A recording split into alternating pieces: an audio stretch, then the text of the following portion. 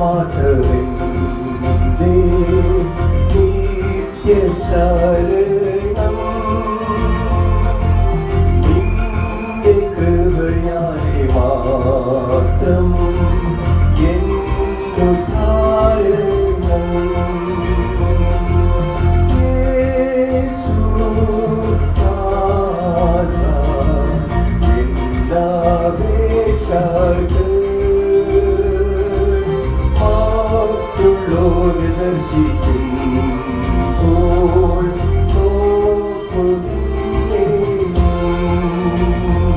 ദൈവനാമത്തിന് മഹത്വമുണ്ടാകട്ടെ. ഇന്നത്തെ പ്രഭാത ധ്യാനത്തിനായി 50-ാം സങ്കീർത്തനം 14-ാം വാക്യം. ദൈവത്തിന് സ്തോത്രയാഗം അർപ്പിക്കാം, അത്യുന്നതന് നിന്റെ നേർച്ചകളെ കഴിക്കാം.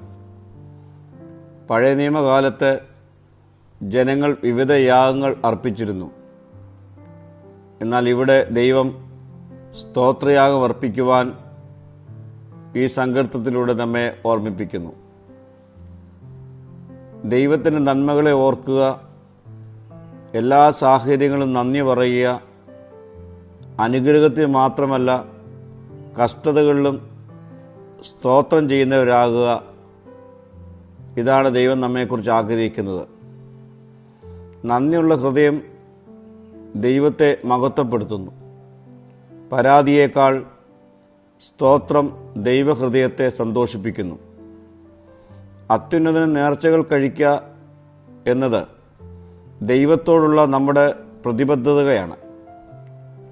ദൈവത്തോട് ചെയ്ത വാഗ്ദാനങ്ങൾ പാലിപ്പിക്കപ്പെടുകയും വിശ്വാസത്തിൽ സ്ഥിരത പുലർത്തുകയും വാക്കിലും പ്രവൃത്തിയിലും വിശ്വസ്തരാകുകയും ചെയ്യുവാൻ നമുക്ക് സാധ്യമായി തീരണം.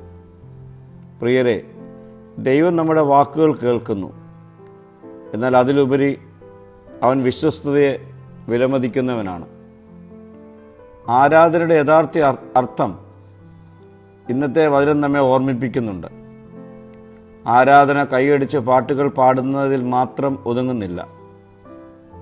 നന്ദിയോടും അനുസരണത്തോടും ജീവിക്കുന്നതാണ് യഥാർത്ഥ ആരാധന. ദൈവത്തോടുള്ള സ്നേഹം ജീവിതത്തിൽ നമുക്ക് പ്രകടമാക്കുവാൻ കഴിയണം. പ്രിയമുള്ളവരെ, ദൈവം വെറും മത ചടങ്ങുകളേക്കാൾ നന്ദിയുള്ള ഹൃദയവും